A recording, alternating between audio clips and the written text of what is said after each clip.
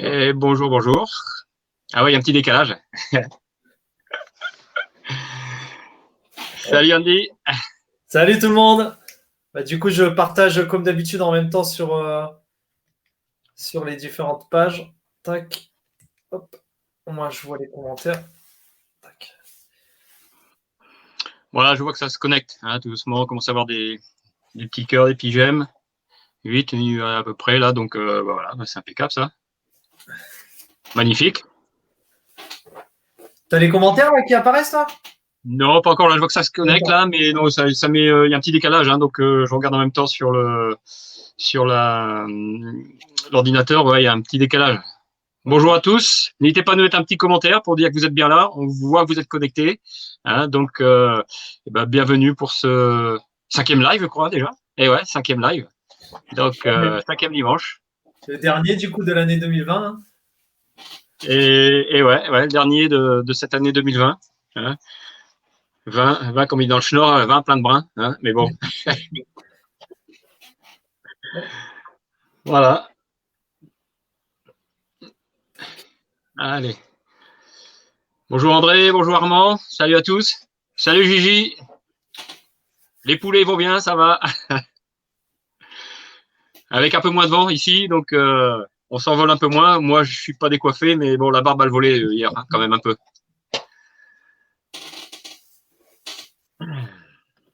Ça commence à arriver là.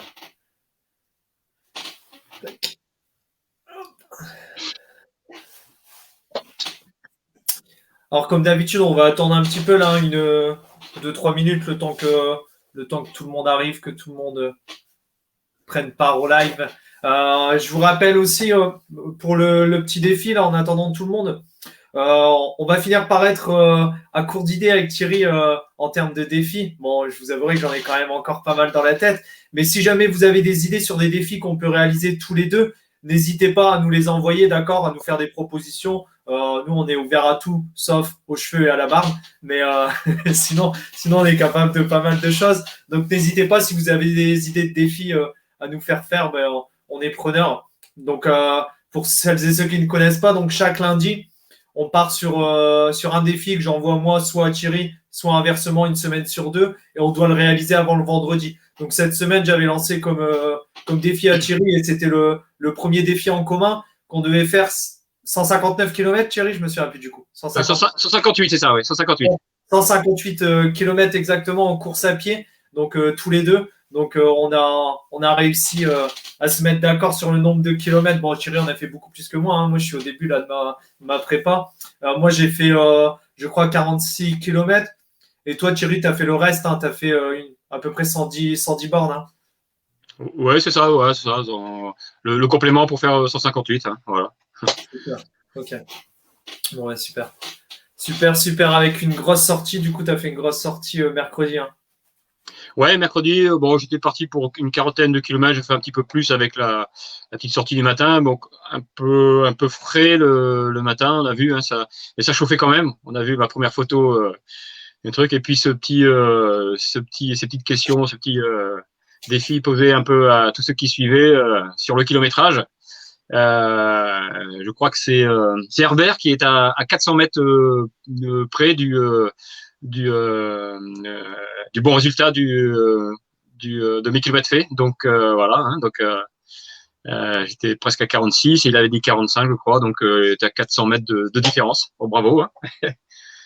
C'était pas évident parce que je savais pas ce que j'allais faire. J'étais parti pour 30. Après, dans ma tête, je suis passé à autre chose. Et puis voilà. Il fallait que je sois rentré quand même pour 11h, 11h30 au plus tard. Donc j'avais ma petite fille. Donc voilà.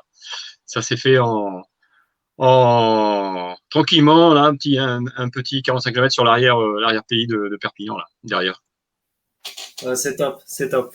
Du coup, je vois qu'il commence à y avoir du monde. Là, je vais vous expliquer un petit peu le déroulement du live d'aujourd'hui. Donc, comme vous avez pu le voir sur l'événement, on va partir du coup sur un live spécial, d'accord, parents-enfants, axé un petit peu plus sur les enfants, mais les parents sont aussi les bienvenus pour nous poser des petites questions. Donc, comme les lives précédents, on va répondre à toutes les questions que vous allez mettre en commentaire, ou on va essayer tout du moins d'y répondre. Il y aura un petit fil rouge tout au long du live aussi, avec une dizaine de questions, d'accord, des questions qui ont un rapport avec l'écologie, l'aventure, voilà, un mix de pas mal de choses. Voilà, je vous demanderai juste, c'est de noter vos réponses, d'accord?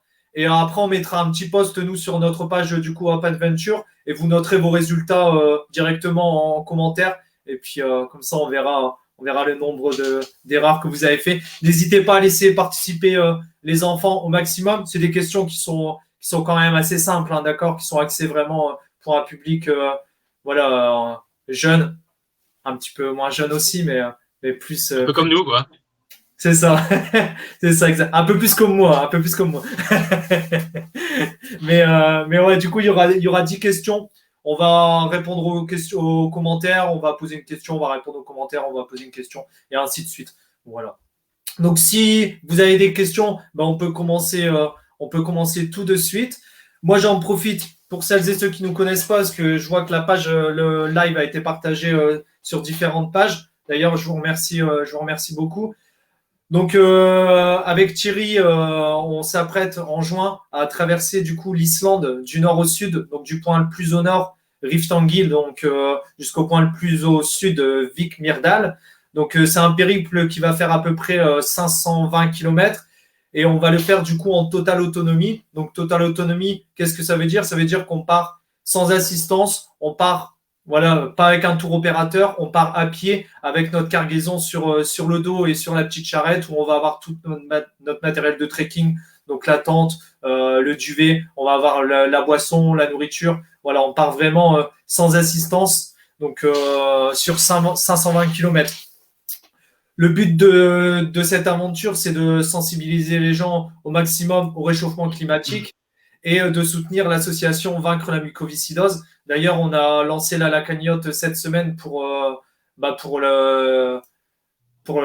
l'association Vaincre la mucoviscidose. Donc, n'hésitez pas à y jeter un petit coup d'œil. À savoir que là, actuellement, je ne sais pas si ça va se poursuivre sur 2021, mais vous avez 66% de déduction d'impôts sur les dons que vous pouvez faire sur l'association. Donc ça, c'est plutôt chouette, contrairement à avant où c'était 50. Là, on est passé à 66%. Donc voilà, n'hésitez pas. Chaque don nous fera avancer et fera avancer du coup l'association et les guérisons pour la mucoviscidose. Je vois qu'il y en a beaucoup qui sont là, notamment José qui s'occupe de toute la région Hauts-de-France. Donc voilà, n'hésitez pas. Le lien est directement sur notre page Hop Adventure. On vous le remettra régulièrement de toute façon. Donc, je vous disais du coup 520 km en tout, d'accord? Mais pas vraiment, parce qu'en fait, vu qu'on part pour sensibiliser les gens à l'écologie, on va essayer en fait d'avoir le plus faible impact sur le climat, sur l'écologie. Donc, comment on va faire? En fait, de l'aéroport où on va atterrir jusqu'au point le plus au nord, donc le point de départ, on va le faire soit en autostop, ou si on n'a pas la chance de trouver des gens qui veulent nous prendre en autostop, notamment avec le Covid. J'espère que ce sera terminé parce que sinon on va devoir faire tout en courant. Mais sinon, en tout, le périple fait à peu près 1200 km. Voilà. Je vous ai.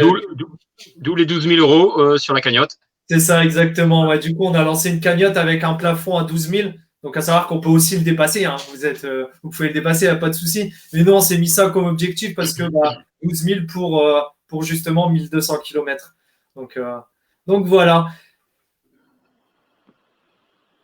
C'était quelque chose à rajouter, Thierry. Puis après, on va commencer du coup à répondre tout doucement aux questions, même si j'en vois pas beaucoup passer. Non, pour l'instant, non, rien à rajouter. Voilà, les questions, voilà, ça va venir, je pense. Il y a sûrement, hein, Gigi, t'as pas une petite question à poser au poulet là, hein, même si tu es un peu moins jeune. Hein. Ouais, n'hésite pas. C'est ça, hein, même les adultes, hein, vous pouvez poser vos questions, il n'y a pas de souci. Nous, on a des slides axés sur les enfants parce que c'était les vacances et je sais que les enfants, souvent, quand moi, dans les différentes rencontres que j'ai pu faire, et Thierry, c'est pareil, ils ont des questions un petit peu, voilà, sans tabou, c'est direct, notamment la question du pipi caca. Donc, on s'y attend, on va y répondre. Mais voilà, quoi, n'hésitez surtout pas, il n'y a pas de questions pièges, il n'y a pas de questions tabou. On va vraiment répondre à tout ce qui vous passe par la tête. Du coup, en attendant la première questions en commentaire. Moi, je vais vous poser la question numéro 1. Donc, vous allez pouvoir prendre une petite feuille pour noter vos réponses. Et à chaque fois, en fait, à la question numéro 2, je vous donnerai la réponse de la question numéro 1 et ainsi de suite. OK? Donc, la première question, donc la question numéro 1, roulement de tambour. À combien de douches équivaut un bain? 3, 4 ou 5? Je vous laisse répondre sur votre papier. Donc, je répète, à combien de douches équivaut un bain? 3, 4 ou 5? Ils sont pas bavards aujourd'hui, hein, Thierry? Ouais, mais c'est l'après-Noël. Alors, il y en a qui sont contents parce qu'ils ont eu les cadeaux, donc ils s'amusent avec. Et d'autres sont moins contents parce qu'ils n'ont pas été sages. Donc, le Père Noël n'est pas passé. Donc, voilà. Donc, entre les deux. Peut-être dire ce que c'est qu'un aventurier. Voilà. Je te laisse répondre, Thierry, du coup. Je te laisse le faire. Ouais, donc un aventurier, on va parler de l'aventurier qui est dit un peu moderne. Hein. C'est une personne dont la vie est faite d'aventure, mais de confrontation avec des milieux qui ne sont pas habituels pour lui. Donc voilà, donc c'est dans les endroits où il va pénétrer sans être pour être obligatoirement familier. Donc voilà, donc on dit toujours on vit d'aventure, etc. Donc c'est un peu ce qu'on recherche avec Andy, hein, on va dire que c'est une passion. Moi, c'est ce que j'avais aussi dans mon ancien travail aussi, parce que je voyageais beaucoup, donc dans des pays avec des climats différents, etc. Donc voilà, c'est ça l'aventurier. Hein. C'est pas simple goût de l'inconnu, aller chercher un but bien précis. Comme l'a dit Andy, ici, notre but, c'est de sensibiliser les gens aussi à ce problème de climat. Et puis surtout, c'est aller dans ces univers inconnus sans avoir peur des risques qu'il peut y avoir et en restant prêt à tout. Donc voilà, pouvoir gérer tout ce qui va pouvoir arriver sur une aventure, voilà, que ce soit se faire piquer par une araignée, attaqué par des sangliers ou une montée des eaux sur un passage à gué, par exemple. Voilà. Donc voilà, c'est ça l'aventurier moderne de nos jours, hein, un peu comme le Mike Horn, mais sans les caméras, sans l'assistance pour nous. Moi, du coup, je vais te poser une question, Thierry, parce que je suis certain qu'il y en a plein qui se posent la question. Est-ce que c'est dangereux d'être aventurier? Et justement, comment on peut faire face, nous, aux dangers, etc., notamment au niveau de la préparation? Est-ce que c'est dangereux être aventurier? Oui, c'est dangereux. Si tout le monde se dit, bah, allez, moi, je pars à l'aventure comme ça, ça peut être dangereux parce que sans savoir, comme je disais tout à l'heure, on part un peu vers l'inconnu, dans des endroits qui ne sont pas familiers. Donc oui, ça peut être dangereux. Nous, ce qu'on va faire, c'est un peu différent parce qu'on est éco-responsable, mais responsable aussi. C'est-à-dire qu'on va partir dans une aventure avec des risques, mais les risques, on les évalue au fur et à mesure de notre préparation, en fonction des renseignements qu'on prend sur le pays, là, donc l'Islande, en fonction de la météo, et donc à partir de là, on va évaluer les risques et ces risques. À nous de voir à quel niveau on va les mettre, et en fonction du degré de risque, on va travailler, se préparer, s'entraîner pour qu'on ait un maximum de peu de risques, un minimum de risques à prendre. Voilà. Donc, oui, c'est dangereux, mais c'est dangereux si on ne se prépare pas à cette aventure. Donc, nous, ça sera des risques calculés, donc où on devrait être normalement préparé à tout ce qui pourrait arriver. C'est ça, exactement. En fait, on se prépare notamment d'un point de vue physique déjà, parce que c'est vrai qu'être aventurier, du coup, ça nécessite quand même une très très bonne préparation physique. On va quand même transporter du coup une charrette, on va quand même marcher sur plus de 520 km dans des conditions qui vont pas être faciles. Donc la préparation, elle nous sert aussi d'un point de vue physique, mais aussi logistique. il faut penser vraiment à tout pour du coup avoir le bon matériel, avoir les bons vêtements, avoir la bonne tente, parce que il y a des tentes 4 saisons, il y a des tentes 2 saisons, il y a des tentes grand froid. Pareil pour les sacs de couchage, les repas, c'est exactement pareil. On peut pas partir avec n'importe quoi, parce que nous, il faut limiter au maximum le poids qu'on va avoir à tracter. Donc, c'est tout des calculs, des recherches, qui vont nous permettre à nous de rendre l'aventure un petit peu plus facile et avec le minimum de risque en fait. Même si il n'y a pas d'aventure pour moi sans risque, mais en même temps, dans la vie de tous les jours, il y a des risques aussi. Hein. Donc c'est juste qu'il faut savoir y faire face et puis trouver les bonnes solutions le plus rapidement possible. Ouais, je vois que tu as une question là de Molly. Ouais, allez-vous vivre un peu chez l'habitant ou seulement en pleine nature? Alors, comme je le disais là en prépa, le temps que tout le monde arrive, on va atterrir, nous, du coup, à la capitale. Et en fait, de cet endroit jusqu'à Rive Tanguy, il y a à peu près 500 km. Nous, on va les faire en autostop, on l'espère. On pourra aussi faire des parties en courant. Mais après, ça va vraiment dépendre des gens qu'on va rencontrer et aussi de la crise sanitaire. Malheureusement, on doit quand même y prendre connaissance parce que si on est encore si en Islande, on est encore dans la même situation qu'on est actuellement, malheureusement, l'autostop, ça risque d'être un peu compliqué et dormir chez l'habitant encore plus. Donc, il y a de fortes chances quand même qu'on dorme pratiquement toujours en pleine nature ou dans des refuges. Sur la traversée, il y a certaines zones où il y a des refuges. Mais là, pareil, ça va dépendre de beaucoup de choses parce qu'on ne sait pas s'ils vont être ouverts, s'ils vont être fermés à cause du Covid. Donc, malheureusement ça on ne le saura que quelques semaines avant le départ. Mais nous on est prêt à dormir pendant 3 semaines en pleine nature, il n'y a pas de problème. Après on espère quand même pouvoir connaître des gens là-bas et pouvoir échanger avec eux parce que notre but, comme on vous le disait, c'est une aventure éco-responsable et on a vraiment envie, nous, à notre tour, de vous transmettre tout ce qu'on a vu, tout ce qu'on a appris, notamment au niveau des interviews. On souhaite interviewer des Islandais pour voir un petit peu, eux, comment ressentent le réchauffement climatique à leur échelle, directement sur leur île, mais aussi, trouver d'autres personnes qui, peut-être, voyagent, parce que je sais qu'il y a beaucoup de choses en Islande par rapport au climat. Il y a une grosse zone en plein milieu où ils font des essais justement sur différentes choses pour contrer le réchauffement climatique. Donc on espère vraiment pouvoir rencontrer le maximum de personnes pour avoir du contenu de qualité. Mais ça, ça va dépendre de Dame Covid.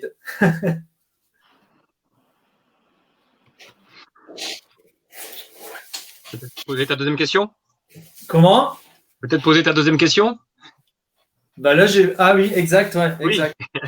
Alors, du coup, la réponse à la question 1, c'était 5. Donc, à combien de douches équivaut un bain? C'est 5. D'accord? Donc, n'oubliez pas de noter si vous avez bon ou si vous avez faux. Alors, question numéro 2. Qu'est-ce qui produit le plus de gaz à effet de serre en France? Alors, réponse 1, le chauffage des logements. Réponse 2, le transport des personnes. Réponse 3, l'industrie et l'agriculture. Donc, je répète, qu'est-ce qui produit le plus de gaz à effet de serre en France? Le chauffage des logements, le transport des personnes ou l'industrie et l'agriculture? Je vous donnerai la réponse juste après. Si tu as quelque chose du coup à rajouter un petit peu sur la question du logement, Thierry, n'hésite pas. Si j'ai oublié des choses. Non, oui, donc après, c'est vrai que si on peut partager avec les Islandais, pour nous les connaître et comme tu disais, voir un peu ce qu'ils pensent eux de ce réchauffement climatique et ce qu'ils pensent aussi un peu de notre aventure, hein, puisque j'espère qu'ils seront contents qu'on vienne faire ça chez eux. Et non, pas vraiment de plus. Hein. Donc oui, si on a la possibilité, bien sûr qu'on le fera, ça permettra d'échanger. Nous, ça nous permettra de côtoyer aussi d'autres personnes qui vivent d'une façon différente, puisque c'est quand même un pays où il fait quand même un petit peu plus froid. Et donc, qui sont sûrement plus rudes que chez nous. Donc, voir un peu comment ils vivent aussi avec ça.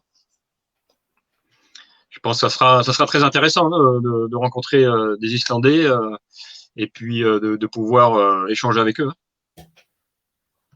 Moi, du coup, j'ai une petite question, je vais en poser parce qu'ils sont timides, hein. Et au niveau du coup ah bah il y en a une. Quelle est votre moyenne en kilomètres que vous avez imposé jusqu'au départ en termes de préparation physique? Je te réponds du coup, Thierry. Comment? Le nombre de kilomètres du coup qu'on souhaite faire avant le départ. Ah d'accord. Ça va dépendre de chacun aussi. Donc, on va pas se faire un programme type pour que voilà, on se dit, on fait tant lundi, tant le mardi, tant le mercredi, un peu comme je n'ai pas voulu faire pour ma formation à Mickey, c'est-à-dire que on va pas s'imposer les choses parce que le jour où on va avoir un imprévu, parce que Andy a son travail, il a ses coachings, etc. Moi, j'ai mon boulot aussi, donc peut-être qu'un jour on pourra pas faire, donc on va pas s'imposer quelque chose. Mais je pense qu'il va y avoir un minimum de kilomètres, on va parler par mois. Alors ça va dépendre aussi, voilà, comme je dis, hein, moi entre 300 et 400 kilomètres sur les 4 derniers mois. Enfin, ça sert à rien de faire plus avant. En préparation, voilà, de tout confondu, hein, en préparation générale, en préparation un peu plus technique, en essayant d'aller faire avec du dénivelé, en faisant des sorties longues, des sorties courtes, des marches aussi, puisque on va pas faire que courir, on va marcher aussi. Donc voilà, il y a des endroits où on sera obligé de marcher, peut-être d'autres on pourra courir hein, si on est sur des routes sur la première partie pour aller au plus au nord. Donc, il n'y a pas vraiment, moi je dirais pour être tranquille, pas perdre entre 250 et 300 par mois. Et puis après, si on peut faire un peu plus, 400, 450, c'est bien. Moi, pour la Milky, c'était un peu différent puisque je partais pour courir courir marcher pendant 10-12 jours. Et donc, je m'étais mis une moyenne de 400, entre 400 et 500 par mois. Voilà. Donc, ça suffit largement. Ça permet aux muscles d'avoir une bonne mémoire de l'effort qu'on va lui demander. Et puis, d'éviter comme ça les blessures, les claquages, etc. Donc, voilà, et comme j'ai un maître de yoga avec moi, donc ça me permettra aussi de pouvoir s'étirer comme il faut. Voilà. Donc oui, il y a pas vraiment, on va pas se faire un plan très précis pour chacun. Puisque déjà on n'est pas au même endroit, donc on peut pas faire les mêmes choses. Moi, je vais peut-être faire un peu plus de dénivelé quand on dit il y aura peut-être un petit peu moins parce que je pense que monter le terrain de Vicoine tous les jours, ça peut-être gonfler un peu. Alors que ici, moi, je peux faire plusieurs dénivelés sur différentes montagnes. Donc voilà, je pense qu'une moyenne de 400 km par mois, c'est bien. Voilà, c'est bien. Après,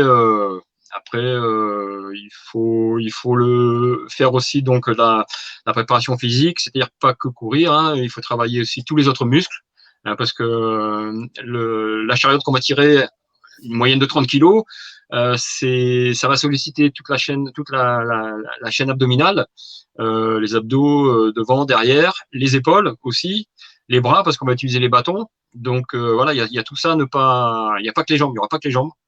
Et puis aussi donc la tête, hein, un peu quand même. Voilà, donc ouais, préparation, oui, il y aura. Je pense qu'on fera quand même un petit un fil rouge comme il dit Andy pour qu'on ait une ligne de conduite. Et à partir de là, on se met une limite droite, limite gauche, et puis on navigue entre les deux en fonction des besoins de chacun. C'est ça. Il y a une petite question, du coup, je vais vous donner la réponse à la question 2 et ensuite on répondra du coup à la question de José. Du coup, la réponse, c'était le transport des personnes. C'est ce qui produit le plus de gaz à effet de serre en France. Donc souvent, on pense à l'industrie, à l'agriculture, mais non, c'est vraiment le transport des personnes. Alors, la question numéro 3, bah là, c'est plus pour du coup les enfants. Est-ce que ça vous paraît facile pour les adultes? Qu'est-ce qu'un pesticide? Alors, réponse 1, de l'engrais. Réponse 2, un produit chimique contre les insectes. Réponse 3, un produit chimique contre les mauvaises herbes. Alors, du coup, je vais répondre à la question de José. Allons-nous pouvoir suivre votre aventure quotidiennement? Alors, justement, on était en train d'en parler justement avec Thierry juste avant le live. On va avoir une balise GPS qui va vous permettre à vous de pouvoir nous suivre en temps réel tout au long de l'aventure. Pour l'instant, on ne sait pas encore quelle balise on va prendre. On en parlait là justement, on a déjà des pistes, mais en tout cas, on partira avec ça. Et du coup, vous allez vraiment pouvoir nous suivre en temps réel sur toute la durée de l'aventure. Donc ça, c'est le premier point. Ensuite, quand le réseau le permettra, et je l'espère qu'on pourra le faire le plus souvent possible, on va essayer d'organiser des lives comme Thierry pouvait faire sur la 1000 kills. On va faire des lives régulièrement en fait pour vous donner un petit peu notre ressenti sur la journée, sur ce qu'on a vu, sur ce qu'on a fait. Ça va être un peu facile les 5 premiers jours parce qu'on sera pas vraiment en plein milieu de l'Islande. Donc logiquement, il y aura du réseau. Ça deviendra peut-être un peu plus compliqué quand vraiment on sera à hauteur des glaciers ou des volcans. Là, ça risque d'être un petit peu plus compliqué. Mais en tout cas, voilà, on essaiera de vous partager au maximum des photos, des vidéos et des messages. Si jamais on n'a pas de réseau, on enverra toujours un petit message avec le téléphone satellitaire comme je pouvais faire moi quand j'étais en Mongolie. Et après, ça sera retransmis sur les réseaux sociaux. Voilà. Alors, y a-t-il beaucoup de dénivelé en Islande? Thierry, je te laisse répondre du coup. Oui, beaucoup de dénivelé, je veux dire cumulé, oui, on va faire beaucoup de dénivelé. Le Vajanukul, lui, il culmine à 2119 mètres. Donc, on va partir au niveau de la mer. Hein, donc, si on y va en ligne droite, on a un peu plus de 2120 mètres à faire. Mais il va y avoir toute cette partie, la traversée du point le plus au nord au point le plus au sud, où là, on va faire que descendre et monter. Donc cumulé, oui, il faut s'attendre à un peu plus de 10 000 mètres de dénivelé, à plus ou moins. Hein. Donc sur 520 km, c'est pas mal. Et ça va être en fonction aussi. Hein, donc on dit vous avez préparé la trace, il vous l'a fait voir il y a 15 jours. On continuera à l'affiner et en fonction voilà de la trace ou la plus courte ou la moins dangereuse, et ben oui, on va être obligé de passer entre des volcans, des glaciers, etc. Donc ça va monter, ça va descendre. Hein. Il n'y a pas de secret là-dessus. Hein. C'est une île de feu et de glace, donc de volcans et de glaciers. Donc automatiquement ça monte et ça descend aussi. Voilà. Donc oui, donc du dénivelé, oui, il faut sur la partie de la traversée uniquement, hein, il y a un peu plus de. On n'est pas tout à fait, je crois, à 10 000 mètres, mais voilà, c'est ça. Plus après, il faudra rajouter la partie qu'on va faire le long du littoral.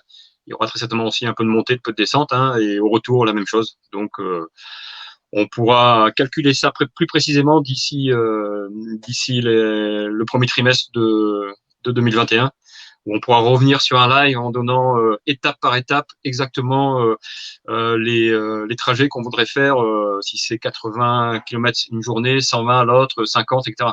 Voilà. Donc, on s'attend quand même à. C'est pour ça qu'il faut qu'on travaille quand même un peu les cuisses et le dénivelé, puisque il va en avoir un peu. Super. Bon, du coup, je vais te poser une petite question avant de répondre aux autres questions. C'est vrai que souvent, quand on s'imagine un aventurier, les vidéos, etc., qu'on peut voir notamment pour la génération Mike Horn ou Bear Grylls il y a quelques années, on voit toujours un petit peu le côté aventurier à la dure où ils s'en vont, à la limite, ils sont à boire l'urine, à manger une pierre et à manger de la terre. Toi, qu'est-ce que tu as à ajouter un petit peu justement sur les repas, sur comment on va s'hydrater, etc. Moi, je le fais, hein, je posais la question pour vous. Eh ben, en fait, comme pour répondre à cette question, juste avant, on nous a demandé s'il allait y avoir du dénivelé. Donc, il y a du dénivelé, donc il va y avoir des efforts physiques. Donc, automatiquement, on va être obligé de s'alimenter et s'hydrater en fonction de l'effort qu'on va faire. Donc, on va partir avec le nécessaire en eau pour qu'on puisse pouvoir s'hydrater tout au long de l'effort de la journée, puisque les journées restent longues quand même. Et puis s'alimenter avec des apports énergétiques, ouais, et surtout donc avec des calories derrière, puisque l'effort les périodes, les journées où il va faire froid, où il y aura la pluie ou le vent, etc. Donc, on va perdre beaucoup d'énergie et cette énergie, il va falloir la remplacer. Sinon, après le lendemain, on peut plus. On partira avec des plats qui seront adaptés à l'effort qu'on va faire. Donc, oui, une alimentation. Donc, il y avait une question il y a 15 jours, là, si on allait manger un œil de bête morte, etc. Bon, il y a pas trop de gros poissons là, de gros animaux, mais il y aura peut-être du poisson, etc. Donc le poisson cru, hein, ça se mange, hein, le sushi, etc. Donc je pense qu'on n'aura pas de problème pour s'alimenter et s'alimenter correctement surtout. Super. Bon, du coup, je vais poser la question 4. Ensuite, on répondra à la question de Malik. Alors, la réponse, du coup, c'était un produit chimique contre les insectes pour le pesticide. La question 4, qu'est-ce qui est le plus long à se décomposer dans la nature? Un trognon de pomme, un chewing-gum ou un sac en plastique? Je répète, un trognon de pomme, un chewing-gum ou un sac en plastique. Alors, du coup, Malik, pour la fermeture des frontières, je t'avoue que, en fait, c'est pas, pour nous, c'est pas une. En fait, on n'y pense même pas parce que, voilà, pour moi, au mois de juin, même si le Covid est toujours là, je pense que les frontières, en tout cas, ne seront pas fermées ou alors on risque peut-être d'arriver là-bas et de devoir faire des tests ou d'être mis en quarantaine en rentrant ou en arrivant, je ne sais pas exactement. Mais en tout cas, voilà, moi, dans aucune partie de ma tête, je me dis qu'on va peut-être pas pouvoir partir et je préfère pas y penser. On adaptera en fonction, mais non, il y a pas de, il y a pas, on pourra pas envisager de faire ça autre part parce que, bah, comme on l'a expliqué, il y a une grosse préparation et une aventure pour qu'elle soit la moins dangereuse possible, il faut qu'elle soit préparée. Donc voilà, non, il n'y a pas de, on n'a pas d'autres solutions si malheureusement l'Islande viendrait à fermer ses frontières. Voilà, on pourrait pas partir autre part pour une aventure en tout cas similaire à celle-ci, quoi. Ouais, de toute Alors, façon, si l'aéroport est fermé, on a prévu d'aller à la nage, hein, donc il n'y a pas de problème. Les chariots sont autoportantes sur l'eau, donc c'est ça. Bah, tu me mettras dans ta chariote du coup.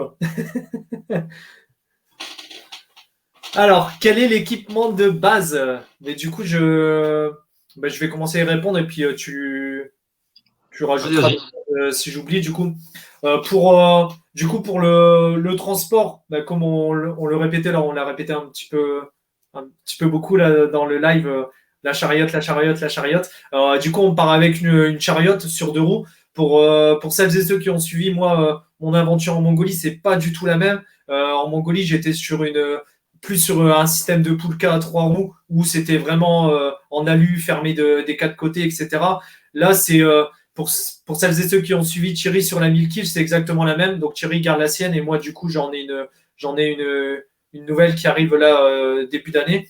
Donc c'est une charrette sur deux roues qu'on va pouvoir tracter grâce à un harnais ou avec les bras. Il y a aussi des manches où on peut se servir un petit peu de ça sur les tracés un petit peu plus compliqués où il y a des cailloux où la chariote peut aller un petit peu dans tous les sens. Au moins, il y a un support supplémentaire. Donc ça, c'est pour le côté transport. Ensuite, en termes de tout ce qui est matériel de trekking, on part du coup avec une tente qui est éco-responsable. Donc c'est la marque KU. Pour celles et ceux qui connaissent, ils sont passés à l'émission Qui veut être mon associé sur M6 il y a un an maintenant. Et donc c'est une tente qui est faite entièrement en matière recyclée. Ils utilisent des bouteilles en plastique en fait pour faire cette tente.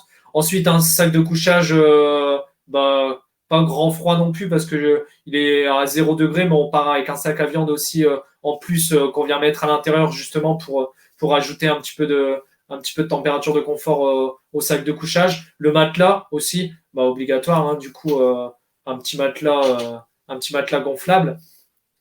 Ensuite, on part aussi avec, on a eu l'accord là, l'accord, c'est pas l'accord, on a eu la chance d'avoir une réponse positive de l'entreprise Ligo qui va nous fournir tout le matériel du coup pour tout ce qui est lumière frontale, les lumières aussi qu'on va pouvoir mettre dans la tente pour y voir clair un petit peu quand on va écrire nos petites histoires, etc.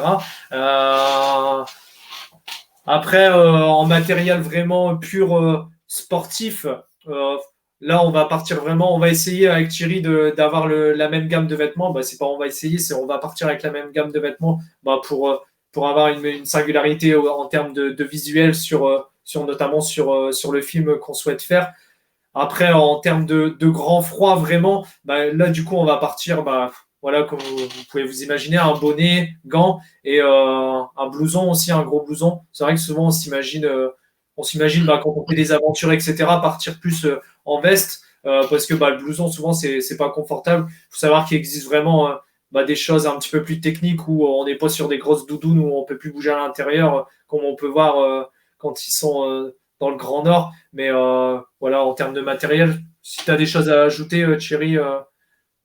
Oui, non, c'est ça. Donc voilà, pour le froid, on aura 3 couches. Hein. Une première couche, tiens, justement, on va dire qu'il sera donc financé par Mathieu de M Sport 66, hein, qui nous donc fera la première couche, qui sera donc la couche à peu près du corps, une couche technique, hein, qui permet voilà de garder bien au chaud et de pouvoir continuer à faire des efforts, à transpirer et à évacuer la transpiration. Une deuxième couche type polaire, et puis après la troisième couche, on dit hein, la doudoune, hein, haut et bas, qui fait pluie, vent, etc., qui nous permettra aussi donc d'être au chaud si jamais on doit se déplacer quand il y a grand vent, s'il neige, etc. Donc voilà, les chaussures adaptées, voilà, des bâtons, enfin un matériel de trekking, mais pas comme on pourrait le penser en tour opérateur. C'est vraiment un trekking vraiment adapté à l'aventure que l'on va faire. Hein. Donc on est encore en train de finaliser encore quelques petits trucs en fonction voilà de ce qu'on va trouver là-bas je dirais au niveau terrain aussi, hein, parce que peut-être qu'il nous fera je sais pas moi, un petit système de crampons qui vient s'ajouter sur le haut des chaussures pour pouvoir monter le glacier. Voilà, bon, on va voir tout ça. Super, très très bien. Bon, il y avait une question avant, je crois, de André Abad. Parlez-vous anglais couramment ou alors utiliserez-vous le langage des mains? Du coup, moi, je parle pas anglais. Par contre, je parle bien avec mes mains. J'ai des origines italiennes, donc je parle pas mal avec les mains, ça va. En Mongolie, c'est vrai que ça m'a pas mal aidé parce que pour le coup, moi, quand j'étais en Mongolie, parler mongol, c'est complètement impossible. Pour ceux qui connaissent un petit peu la langue, c'est un mélange entre le russe et le chinois. Donc, vous imaginez la complexité de la langue. Donc, nous, on échangeait beaucoup avec les mains, avec des dessins aussi. Et après, ce qui fait énormément quand on est dans des aventures comme ça, c'est les expressions du visage. Voilà, le visage, il dit énormément de choses sans qu'on parle, en fait, sans qu'on fasse de gestes ou quoi que ce soit. Le visage exprime beaucoup de choses. Donc voilà. Après, Thierry, toi, je crois que tu as des bases quand même en anglais. Ouais, moi, j'aurais pas de problème. J'ai un troisième degré d'anglais, donc ça va, ça devrait bien se passer entre les gestes de Andy et puis ce qui doit me rester de mon ancien boulot. Je pense qu'on devrait réussir à se faire comprendre aisément. Ouais, super. Très, très bien. Bon, du coup, je vais poser la question numéro 5. Et du coup, la question numéro 4, la réponse était un sac plastique. Moi, je me suis trompé, j'avais mis un chewing-gum. Et quand j'ai répondu, non, c'est un sac plastique. Je pensais que le chewing-gum était beaucoup plus long que ça, mais en fait, un chewing-gum, ça dure 4 ans. Alors, question numéro 5. Les principales, donc ça, c'est une question pour les enfants, du coup. Les principales énergies renouvelables sont, réponse 1, le charbon, le pétrole et le vent. Réponse 2, le vent, l'eau et le nucléaire. Réponse 3, l'eau, le soleil et le vent. Je vous donnerai la réponse juste après. Du coup, je regarde, est-ce que j'ai vu des questions me passer juste au-dessus? Alors, José, est-ce qu'on a déjà passé du temps ensemble avec Thierry? En fait, on s'est vu pour la première fois en réel cet été. Je suis allé les voir, moi, chez eux directement à côté de Perpignan, du coup. On est allé se boire une petite bière au bar de Thierry. Et c'était la première fois qu'on se voyait vraiment en réel. On s'était déjà parlé via Messenger, etc. Auparavant, mais et c'est vraiment la seule fois où on s'est vu en fait. Donc ça peut paraître fou, hein. C'est vrai que de se dire on part dans une aventure où voilà, on va devoir être complémentaires. Au final, on s'est vu qu'une seule fois, quoi. Mais voilà, après c'est le feeling le fait beaucoup. Et moi, en tout cas, j'ai aucun souci aucun souci là-dessus. De toute façon, on est quand même en contact. Hein. On va pas arriver en Islande sans se connaître. Mais voilà, on reste en contact tous les jours. On échange tous les jours. On s'appelle très régulièrement. Donc voilà, il n'y a pas de souci là-dessus. Il y avait un peu plus haut, combien de calories faut-il prévoir par jour? Bon, un être humain, enfin un homme en travail modéré, je dirais, il va consommer 1800 calories par jour, donc c'est moins de 30 minutes. Et en intense, on dit que c'est plus d'1 heure, donc c'est entre 2100 et 2500 calories par jour. Donc nous, il faut compter une moyenne de 2000 calories. Et donc sur la journée, entre le petit déjeuner, le repas du midi, le repas du soir, qui sont équilibrés, on tape sur des repas qui vont être entre 1800 et 2500 calories. Voilà, donc on va pouvoir s'adapter en fonction des menus, puisqu'on va avoir plusieurs menus, et donc ils seront calibrés justement pour l'effort que l'on va faire. Donc de ce côté-là, au niveau calories, la moyenne, je pense que c'est. Moi, j'avais calculé sur Mickey, je dépensais 2100 calories par jour. Donc, on va même si il y aura peut-être des journées un peu moins intensives au niveau d'effort, mais avec le froid, ça va compenser. Donc, voilà, on aura encore une fois, l'alimentation qui sera adaptée aussi au niveau calories dépensées. Il y avait une question au niveau des chaussures, le nombre de chaussures qu'on va prendre.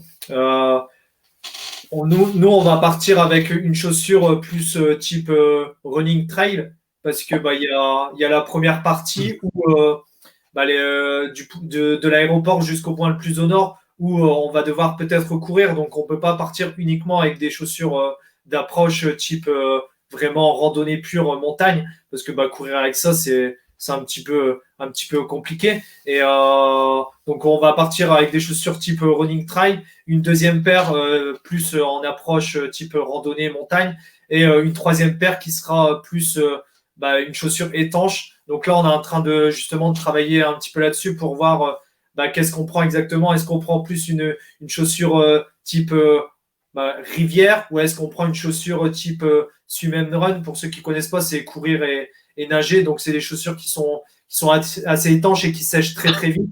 Donc, on est en train de travailler là-dessus, justement, avec Thierry pour savoir. On a déjà quelques idées, notamment, on a vu une Salomon là qui nous plaisait pas mal. Mais voilà, on doit encore travailler là-dessus parce que on va avoir pas mal, logiquement, de passages dans l'eau, des passages à gué. Donc, il faut toujours avoir les bonnes chaussures. Donc, et puis partir uniquement avec des chaussures de randonnée, c'est possible, hein, je ne vais pas dire que c'est pas possible, mais voilà, après on part quand même pour un périple de 1200 km, donc ce serait dommage de partir avec des chaussures qui ne sont pas adaptées au terrain qu'on va emprunter, et du coup avoir les pieds défoncés les 200 premiers kilomètres, et puis terminer les 1000 suivants avec des problèmes aux pieds ou autre, quoi. Donc voilà, on part avec trois vraies paires de chaussures.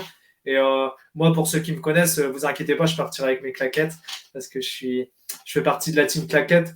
Donc, j'aurai mes claquettes toujours dans mon petit sac. Alors, du coup, je vais. Si tu as quelque chose à rajouter, Thierry, je pense que là-dessus, j'ai fait. Non, mais au minimum de 2 paires, voilà, comme j'ai déjà dit. Après, si on voit s'il nous faut une troisième paire plus technique, voilà, ou si on trouve, voilà, peut-être une paire, comme tu disais, type trail, pas trop montante avec des guêtres, des petites mini guêtres qu'on peut mettre par-dessus, etc., qui sont très efficaces aussi, qui sont étanches. Donc, il faut qu'on est encore en train de travailler là-dessus, mais 2 voire 3 paires, voilà. Super. Alors, du coup, je vais répondre à la question numéro 5. Donc, la réponse c'était l'eau, le soleil et le vent. On va passer du coup à la question numéro 6. J'espère que vous faites un sans faute pour le moment. Alors, la règle des 3 R pour éviter le gaspillage, c'est recycler, réduire et. Alors, réponse 1, réutiliser. Réponse 2, réorganiser. Réponse 3, résister. Je vous donne la réponse après. Alors, auriez-vous des batteries pour votre reportage? Le froid, cela décharge rien. Je te laisse faire, Thierry. Moi, on fait une sur 2. Ouais, au niveau, on va avoir des batteries donc nécessaires, hein, un minimum de 2 voire 3 jeux de batterie par appareil.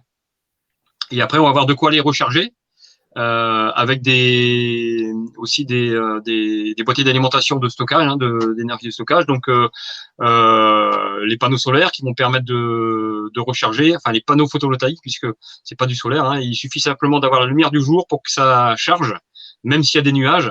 Ça permet de charger. Ça va charger moins vite, bien sûr, que s'il y a du soleil, mais ça permet ou de maintenir la charge de l'appareil ou de le charger. Nous, je pense qu'on fera, c'est qu'on aura des accus de secours et qu'on utilisera pour charger peut-être les téléphones ou les batteries des appareils photo, caméras, etc.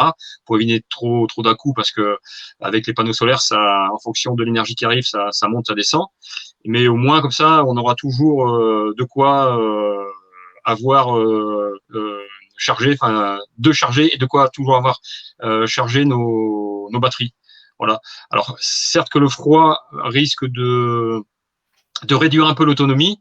Je vois par exemple pour le drone, hein, le drone, une batterie, elle est donnée pour 30 minutes, mais c'est, je veux dire, à température normale, donc pas trop chaud, pas trop froid, pas de vent, etc. Mais dès qu'il commence à avoir des contraintes climatiques extérieures, donc eh ben, on perd un peu. Donc, mais nous, c'est vraiment en sécurité. Et puis après, pour faire des prises de vue bien particulières, quand on sera en haut d'un sommet, pour pouvoir faire une vidéo avec une vue aérienne, voilà, donc tout ça. C'est donc on aura ce qu'il faut pour pouvoir recharger nos batteries. Sinon, on sort la GGN et puis on pédale. Hein, voilà. Ouais, c'est ça, on va partir en plus avec des batteries supplémentaires. Hein. C'est pour ça, là aussi, bon, les amis, notamment sur les cagnottes qu'on a lancées sur Globe Dreamers avec la liste du matériel, on va essayer d'avoir, on va pas partir avec une seule batterie pour la GoPro, une seule batterie pour le drone. Voilà, on va essayer d'avoir deux, trois batteries à chaque fois de secours qui vont nous permettre de les recharger en début d'aventure et du coup de ne pas être obligé voilà, de les recharger directement le soir. Malheureusement, si on n'a pas de batterie, du coup, le lendemain, on va pas pouvoir s'en servir. On aura toujours, du coup, deux, trois batteries de secours pour filmer ou pour prendre des points de vue, notamment pour le drone, pour prendre des points de vue de plus haut pour voir où on va pouvoir passer, etc. Je vais monter. Il y avait une question sur les animaux aussi. Quels sont les animaux que vous pouvez rencontrer lors de votre aventure?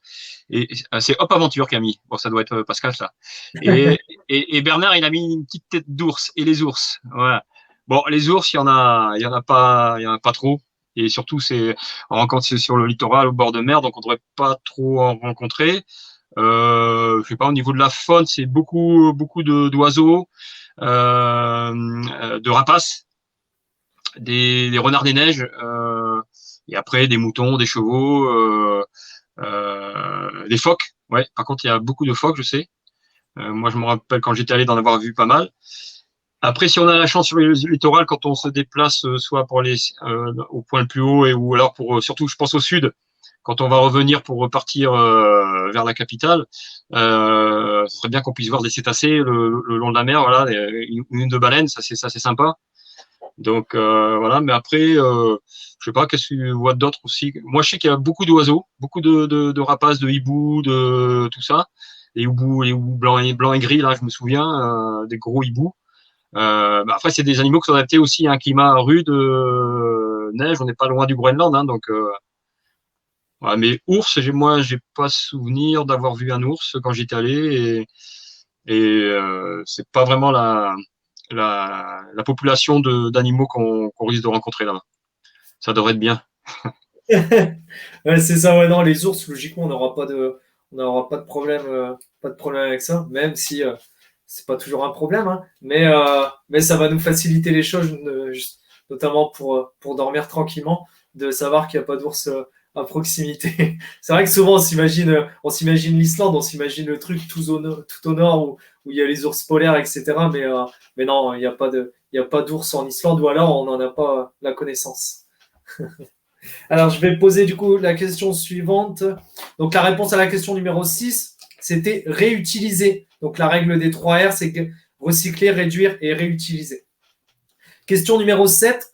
Lequel de ces produits est recyclable?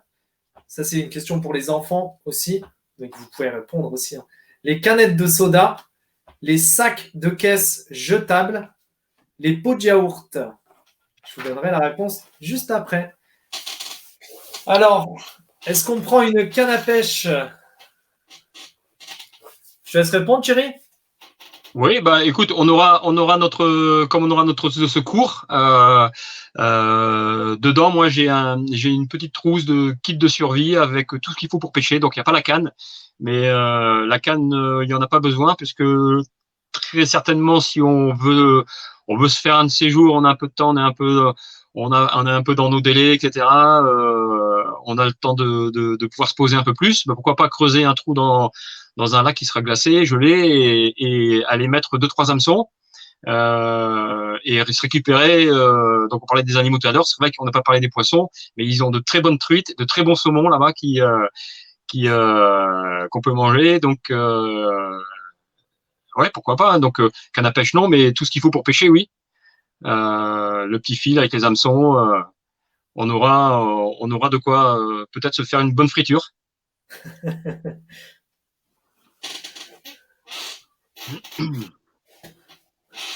Il y a Sabine qui te pose une question, Thierry. Et c'est plus gros qu'un sanglier, n'est-ce pas, Thierry? Ah bah oui, c'est plus gros qu'un sanglier. Encore les sangliers, en tapant des mains, j'ai pu leur faire peur. Et puis comme j'avais des copains chasseurs, à force d'entendre parler, je savais quoi faire. Mais un ours, enfin moi j'en ai vu un, il était loin et je me suis vite barré parce que c'était pas en Islande, mais je me suis vite barré parce que j'ai pas voulu savoir s'il était gentil ou pas. Et déjà de loin il était gros, donc à partir, je crois qu'il est de la famille des grizzlies, donc j'ai pas voulu savoir. Donc ouais, je préfère avoir un sanglier que là-bas. Bon là-bas on verra peut-être des rennes, hein. Donc aussi il y a des rennes. Ouais. Les rennes, je pense ceux du Père Noël entre autres, hein. Donc j'espère qu'on en verra un ou deux, Tornaire, Comète, ou avec son gros nez rouge. Bon, du coup, je vais donner la réponse à la question numéro 7. Du coup, la réponse, c'était les canettes de soda qui sont recyclables. Question numéro 8. On arrive presque à la fin. Qu'est-ce qui permet de créer de l'énergie avec le vent? Donc là, c'est une question pour les enfants aussi. Réponse 1, les éoliennes. Réponse 2, les panneaux solaires. Réponse 3, les barrages hydroélectriques. Donc, qu'est-ce qui permet de créer de l'énergie avec le vent? Je vous donnerai la réponse après. Alors, quel sera le poids de votre sac à dos? Alors, comme on le disait là tout à l'heure, on va partir du coup avec une charrette. Donc, dans la charrette, on va mettre le maximum de choses parce que au niveau du tractage, ça va être beaucoup plus facile de tracter avec la charrette que d'avoir le poids au niveau du dos pour avoir un petit peu moins d'impact, notamment au niveau du dos, au niveau du bassin, au niveau des genoux.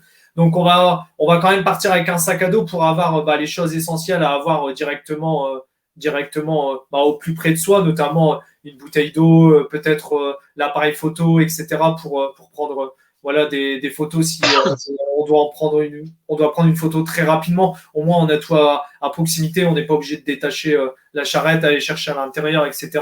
Mais voilà, la plupart des choses, ce sera directement dans la charrette.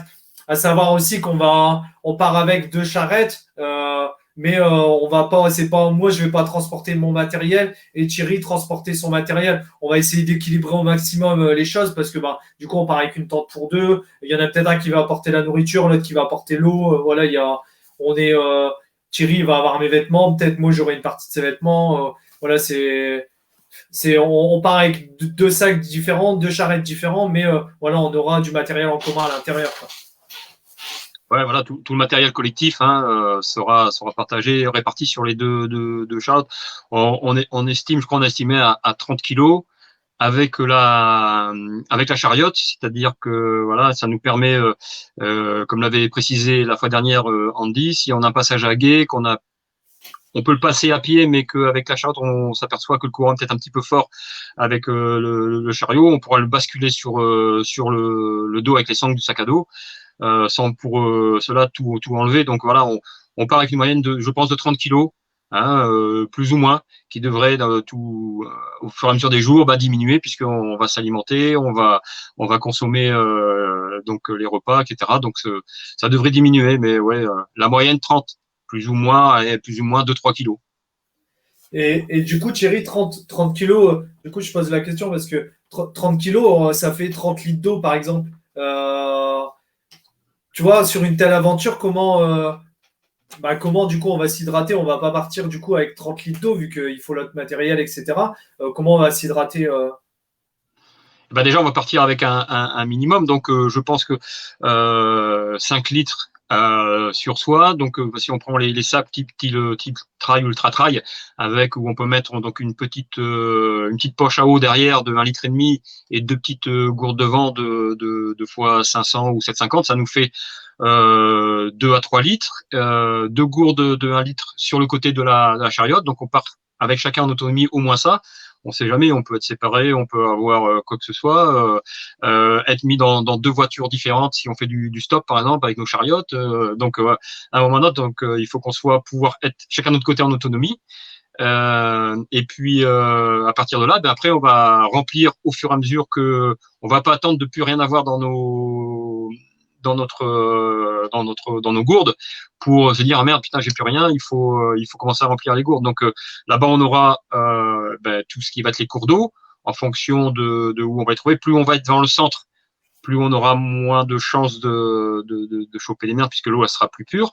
Et plus on sera vers le littoral, et ben là on aura donc la catadine, c'est une petite pompe qui nous permet de filtrer l'eau, c'est-à-dire qu'on n'a pas besoin d'attendre comme avec des cachets pour la boire, c'est-à-dire qu'elle est filtrée automatiquement. C'est un système de 5 filtres entre les filtres à charbon, les filtres avec de la terre, etc. Tout est prévu et donc je crois qu'avec un filtre on peut faire 5000 litres au total. On peut filtrer 5000 litres d'eau. Donc, ça évite d'avoir de l'eau qui soit pas potable.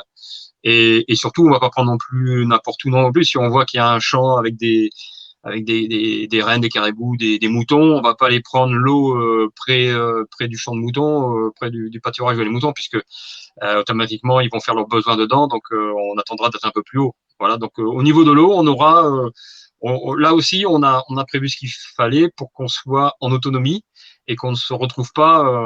On peut un jour ou deux sans manger, mais avec les efforts qu'on fait, il faut de l'eau, donc on fera attention à ça aussi. Hein. Donc de l'eau, on en aura. Super. Alors, du coup, je vais donner la réponse à la question numéro 8. Donc, la réponse était les éoliennes. On passe du coup à la question numéro 9. Quel animal est aussi responsable de la pollution? Réponse 1, le chien. Réponse 2, la vache. Réponse 3, l'éléphant. Ça, j'en suis sûr qu'il y a certains adultes qui ne le savent pas. Moi, je l'avais appris en cours d'SVT au collège et je m'en souviens parce qu'on avait bien rigolé. Et alors, du coup, je suis désolé, je n'avais pas d'SVT moi à l'école. Moi, ça n'existait pas encore. Je connaissais la réponse. Alors, du coup, on a répondu comment on fait pour l'eau potable. On y a répondu sans voir le commentaire. Et quelle nourriture emportez-vous? On y a répondu là tout à l'heure. Je te laisse faire un petit retour, Thierry, sur la nourriture. Oui, comme on disait tout à l'heure, on va partir nous sur en majorité du lyophilisé, donc des plats préparés. Lyophilisé, pourquoi? Parce que d'une, c'est beaucoup plus léger, c'est beaucoup plus compact, ça prend moins de place, donc au niveau poids, au niveau encombrement. Et de deux, même si il faut de l'eau, donc là sur cette île on en aura, mais s'il faut de l'eau pour pouvoir réhydrater, etc. Ces plats lyophilisés sont des repas, comme on disait tout à l'heure, qui sont en apport énergétique, qui vont nous permettre de pouvoir compenser tout l'effort et la perte d'énergie qu'on va avoir sur une journée de travail. Parce qu'on peut parler de journée de travail à ce niveau-là, même si c'est une aventure, on va être obligé de bosser tous les jours, donc il va falloir compenser ça. Donc du lyophilisé en majorité. Après, pourquoi pas sur la première partie ou la deuxième partie, voir pour goûter un des plats locaux. Si on arrive dans un gîte et puis que voilà il y a une tambouille qui est faite locale, oui on y goûtera. Je me rappelle d'un truc, c'est une soupe avec des harengs bien poisseux, etc. Visuellement, c'est horrible, mais alors en goût, c'est excellent. Je sais plus comment ça s'appelle. Et donc ouais, pourquoi pas ça, si on mange un morceau de pain. Bon, c'est plein d'arêtes.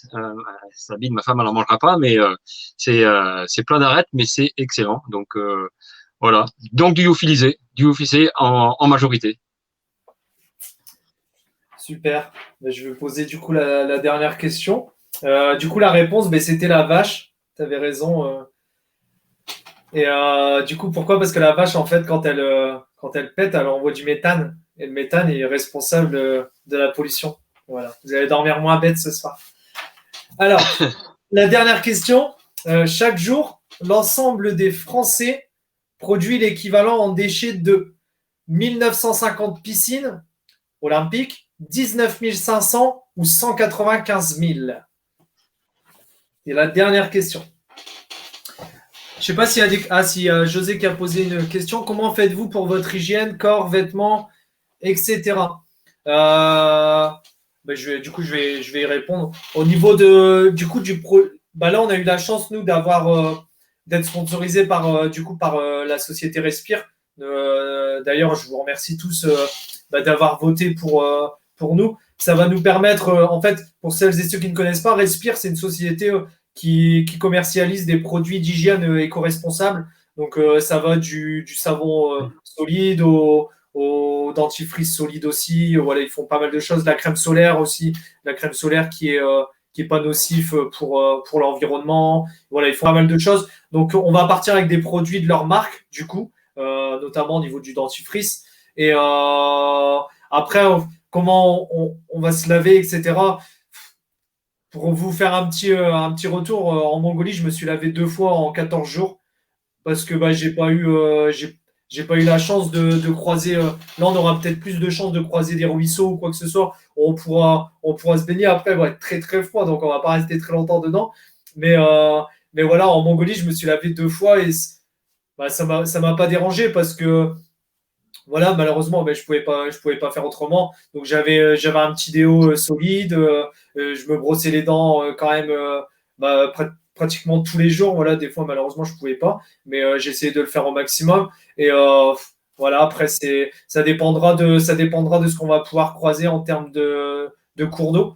Mais ça devrait le faire. Après, j'ai envie de dire, si on sent mauvais, on sentira mauvais tous les deux, donc on le sentira pas vraiment, hein. Bon, après, ouais, voilà, il y aurait toujours moyen comme tu disais, de se brosser les dents au moins une fois par jour, on changera nos sous-vêtements, donc on pourra les laver. Je pense qu'avec Respire, on aura très certainement du gel bio, enfin éco-responsable, du gel sec, là, qui permet de laver les affaires. Il y aura certes de l'eau froide, mais j'espère qu'on croisera aussi des sources d'eau chaude pour pouvoir, voilà, s'il fait froid, se mettre les pieds au chaud, se détendre un peu aussi. Ça c'est aussi c'est super de dire il fait 0 dehors et puis on se met dans une eau à 10-15 degrés, donc c'est une eau chauffée naturellement, c'est bien. En plus, ça correspond tout à fait à ce qu'on recherche, donc voilà, on va pas commencer à faire chauffer de l'eau pour pouvoir se laver avec un peu d'eau chaude, etc. Ben voilà, on fera vite fait, hein. C'est ça. Bon, et puis ouais, c'est. Après, quand on part dans une aventure comme ça, je le disais lors du dernier live, le corps il s'habitue vachement, hein. Faut s'imaginer que voilà, souvent on se dit ouais, on va pas se laver, on va pas manger toujours à la même heure. Voilà le corps comment il fait vraiment moi en Mongolie pour vous faire un petit retour, il m'a fallu à peu près 48 heures pour que mon corps s'adapte complètement au manque de confort, que ce soit hygiène, pour dormir, la nourriture. Et il m'a fallu à peu près 48 heures pour que mon corps se mette en route. Et voilà, là, je me souviendrai toujours la première nuit que j'ai passée en Mongolie. j'étais sur mon matelas gonflable, j'étais sur une pente comme ça parce qu'on n'avait pas trouvé de terrain plat. Je me suis dit non, mais ça va pas être possible. La première nuit, elle a été horrible. J'ai dû dormir allez, une heure et encore une heure à cogiter, à me tourner dans tous les sens. Et voilà, et les nuits suivantes, je me mets dans mon matelas, j'avais pas de problème de douche, j'avais rien. Le corps, il s'adapte. Hein, c'est une très très bonne machine, hein, le corps humain. Il s'adapte quand même vachement bien aux conditions qu'on lui impose, quoi. Donc ça, c'est plutôt chouette. Et moi, ça m'a vraiment fait prendre conscience que, ouais, en fait, on s'adapte vachement au climat, etc. On peut vraiment s'adapter à toutes circonstances très, très facilement et souvent sans s'en rendre compte.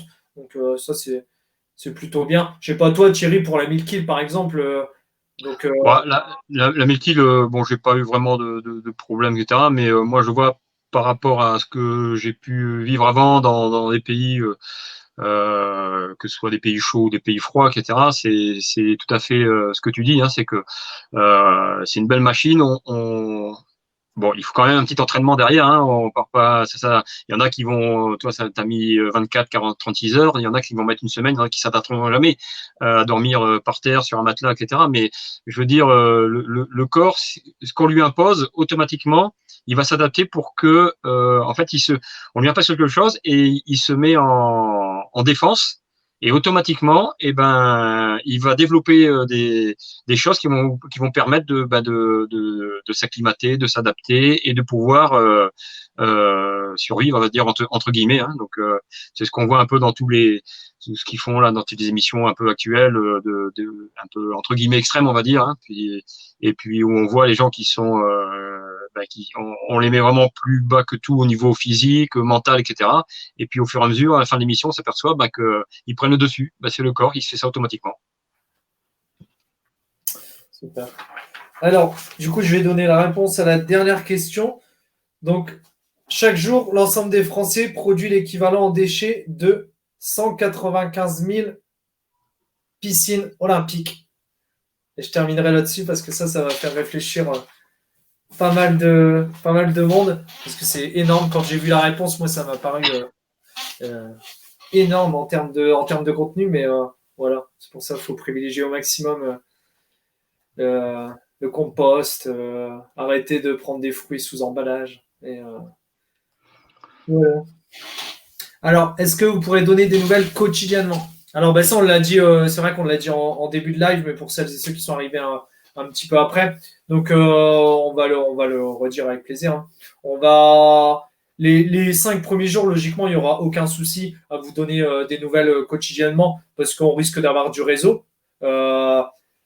La suite, malheureusement, on peut pas vous dire parce que ça va dépendre du réseau parce que voilà, on peut pas prévoir malheureusement. On sait qu'il y a certains endroits où il y a notamment où il y a pas des gîtes, mais plus j'ai perdu le mot Les refuges.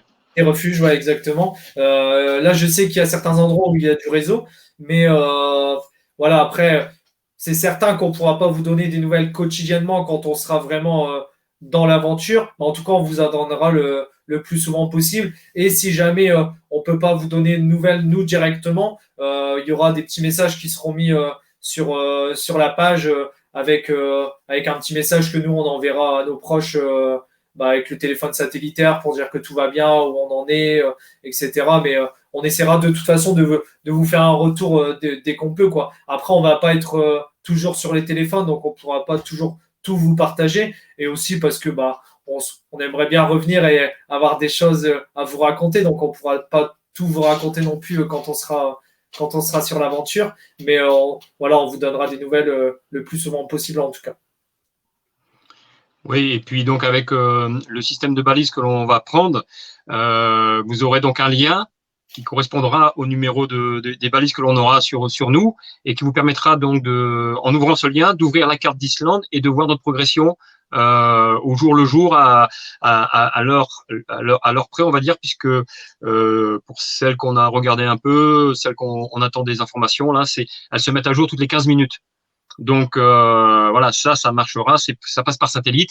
Hein, donc c'est un lien qu'on vous mettra sur la page de Paraventure quand on partira et que vous pourrez suivre dès notre départ. Voilà. Donc au moins déjà vous aurez un visuel avec deux petits plots en plein milieu de la nature là-bas en Islande. Et je crois que le contact qu'on a nous en Islande a dit que c'était couvert à 80% à l'Islande au niveau du réseau GSM. Donc voilà, il n'y a que quand on sera sous l'eau qu'on ne pourra vraiment pas vous donner des infos là. Sous l'eau ou dans les airs.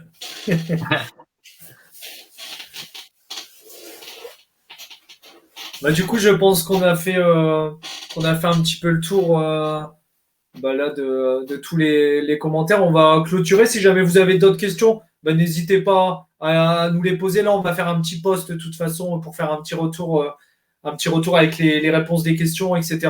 Donc, n'hésitez pas à les poser là-dessus. Et puis, nous, de toute façon, on va refaire des lives. Hein. Là, on termine l'année 2020. Mais voilà, il y en aura toutes les semaines, logiquement. Pareil, si vous avez, on disait au début du live, si vous avez des idées de défis à nous faire là pour la préparation, n'hésitez pas à nous les envoyer. Et si vous avez des idées aussi de live, n'hésitez surtout pas. Hein. Voilà, là, nous, on présente un petit peu aujourd'hui la vie d'aventurier. On vous parlera aussi un petit peu plus en détail vraiment le trajet qu'on a déjà pu faire il y a 2 semaines. Mais quand il sera vraiment définitif, on va vous parler un petit peu aussi du matériel qu'on va utiliser quand on aura reçu la tente, notamment le matériel un petit peu plus vidéo, etc. On pourra vous présenter un petit peu tout ça. Mais n'hésitez pas à nous proposer des idées. On a déjà, nous, pas mal d'idées, hein, pas mal de lives. Il y aura un live où on sera avec d'autres aventuriers, notamment Mathis, qui a traversé une partie de l'Islande, lui, pas la totalité, mais une partie, qui va intervenir aussi avec nous sur un live où on pourra échanger un petit peu tous ensemble et pareil, où il pourra répondre à vos questions.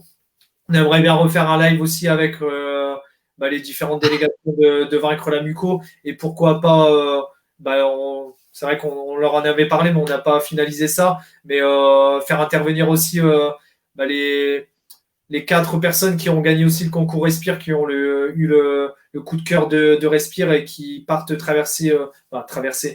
monter le Mont Blanc et qui sont atteints de la mucoviscidose. Ce serait bien aussi de faire un live avec eux. Donc on a pas mal d'idées, nous. Mais voilà, après, si vous avez d'autres idées, on est ouvert. Donc n'hésitez pas à nous faire un petit retour en commentaire, en message privé, en story Instagram. Comme vous voulez. Là, on va reprendre vraiment tout ce qui est Instagram, Facebook, etc. À partir de début janvier, vraiment pour qu'il y ait une vraie routine. Donc n'hésitez pas, là on s'était fixé comme défi d'être à 3000 avant le 31.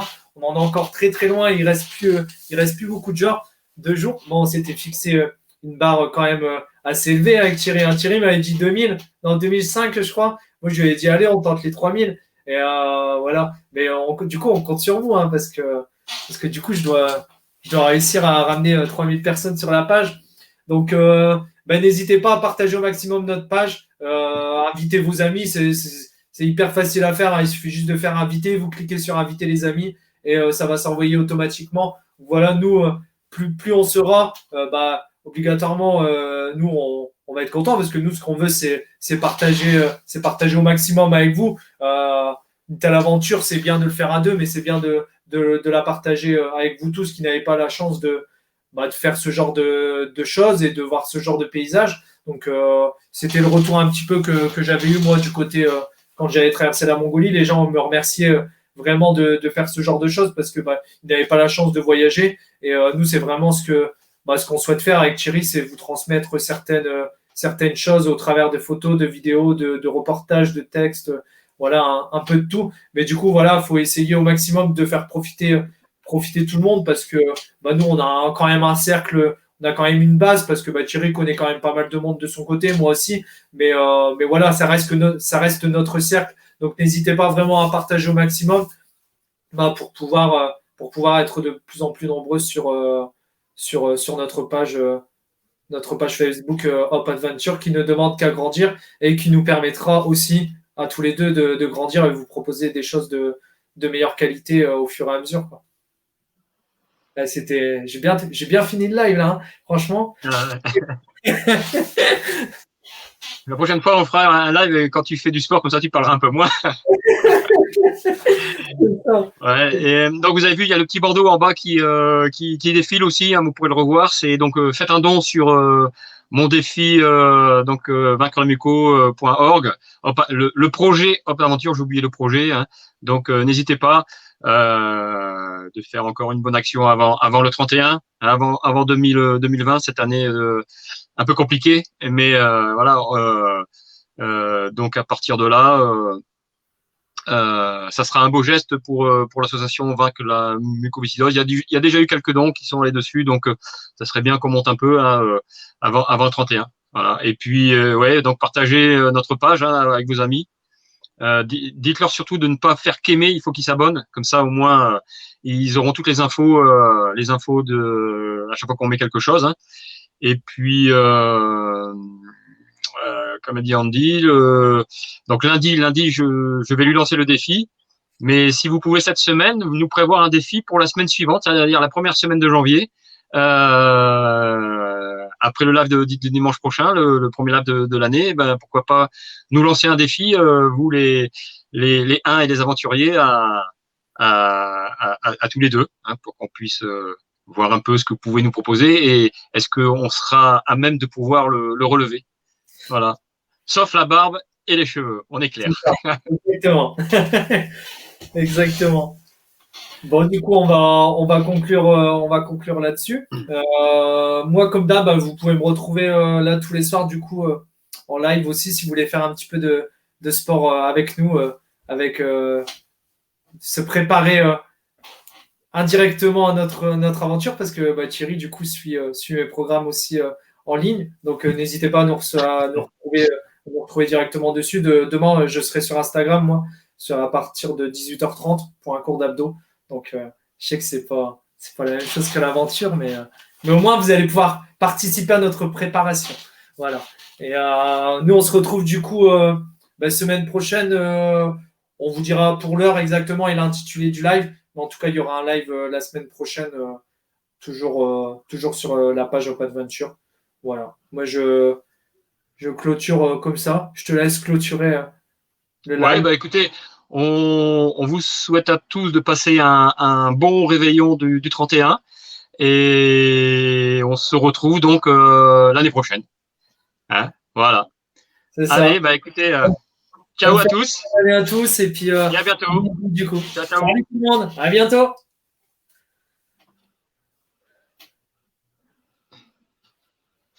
Alors, hop, normalement, on n'est plus en ligne. Hein. Ah si, encore. Voilà.